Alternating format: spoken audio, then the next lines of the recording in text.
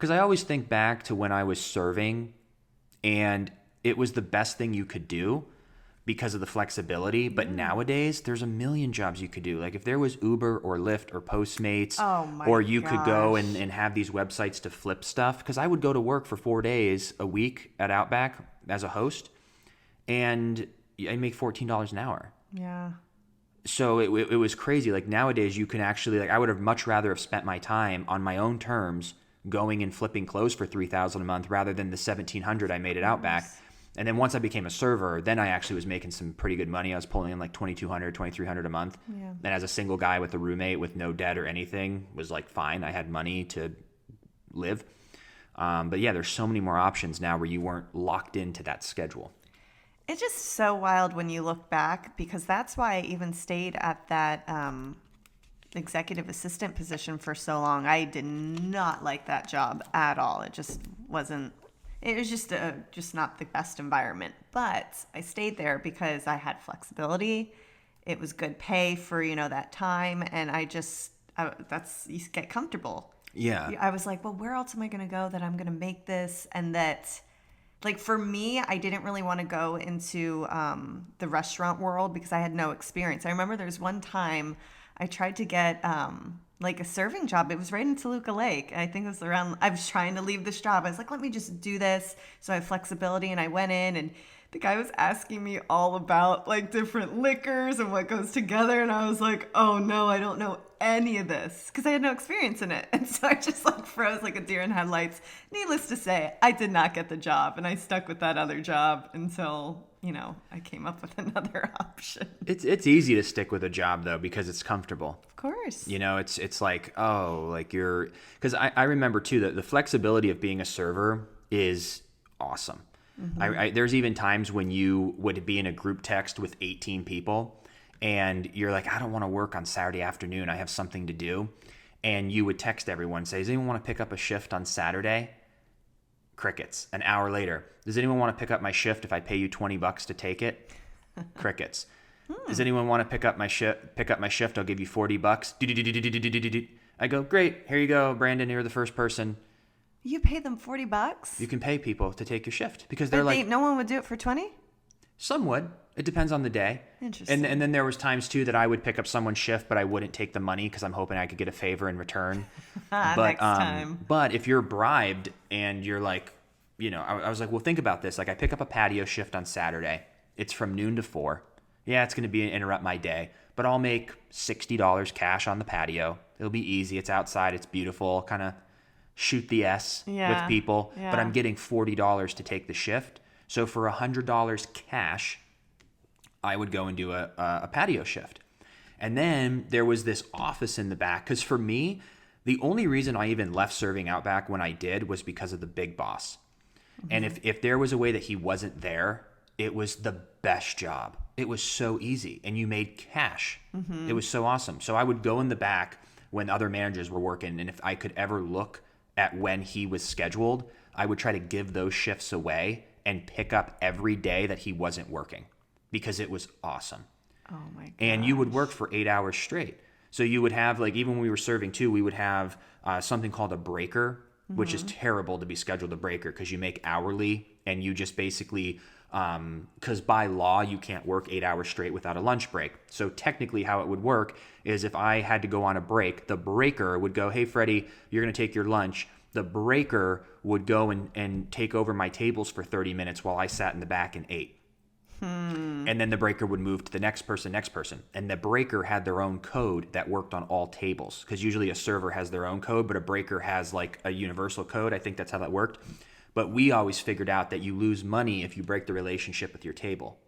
So what we would do is we would say, hey, I'm going to go on break. So Freddie would clock out, but I would use the breaker's code and never actually stop working. So I would just work 8 hours straight. You would make so much money, and then you just eat in the back. Like you just grab like one of those Outback loaf of bread, or if there's like a dead plate of something, you'd like scarf it down real quick. But you'd work for 8 hours, and I'd bring home like $150, $160 cash. And at the end of the day, they're like, how much money did you make? Because they have to put it for taxes, and I think every server does this.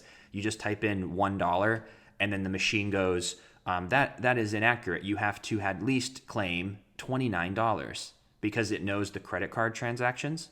Okay. So if you swipe a credit card and people pay and they tip on a credit card, the machine knows what you made in tips, but the machine doesn't know what you make in cash.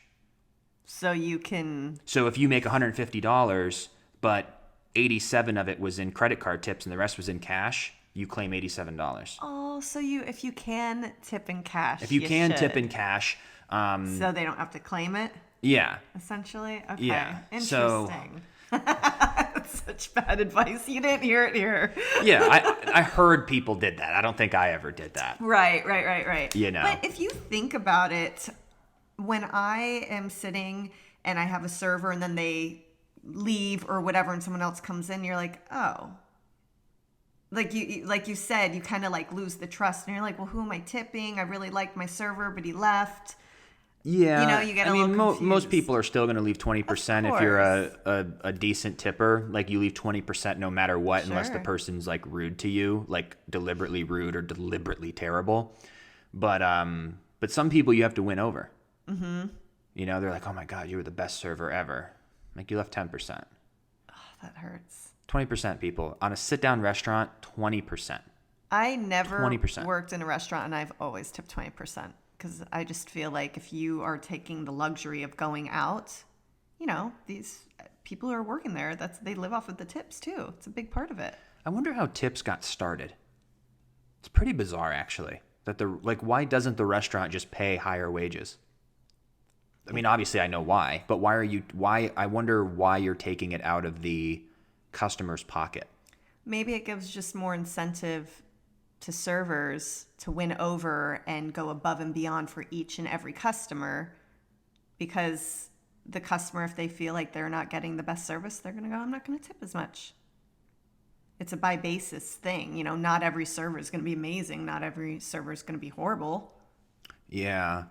Maybe if they did like a universal 15% added in, I think servers would be happy, because at the end of the day, I think I always ended up with about 12 to 15% on average compared to your sales, because so many people would not stiff you, but like $5 on 200.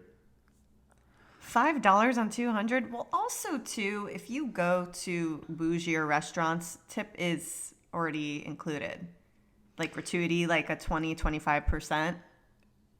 And then some people tip on top of that because they don't realize. Well, but did you also realize, though, that it's because those high-end places have the money and they train people, and people going there aren't just going there. If you're going to be a server at a high-end restaurant where the average plate is $40, $50, they're making a killing, like $80,000 a year type job. Yep. So you can tell the difference of the servers who are extremely knowledgeable. They're not just there where they're running in, getting dressed in the back, going, hi, what can I get you? Like at a Hooters or Outback or Olive Garden or Buffalo Wild Wings, like people are just like grabbing quick jobs for extra cash. But if you go to a restaurant where you're getting served a $55 steak, the training, I think, and like to get in is difficult.